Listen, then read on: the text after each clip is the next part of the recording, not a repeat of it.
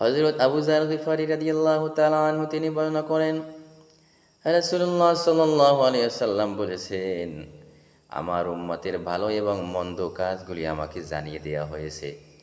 তার মধ্যে ভালো কাজ পেয়েছি, আর রাস্তা থেকে কষ্টদায়ক বস্তু সরিয়ে ফেলা, এটাকে ভালো কাজের অন্তর্ভুক্ত করা হয়েছে।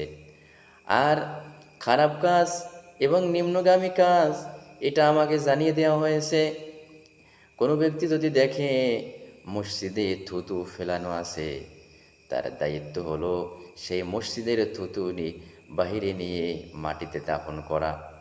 এটা যদি না করে তাহলে এটা খারাপ কাজে রূপান্তরিত হবে। প্রিয় ভাইয়েরা, দুনিয়াটা এমন একটি দুনিয়া, ইমানদারের জন্য প্রত্যেকটা জায়গায় পরীক্ষা।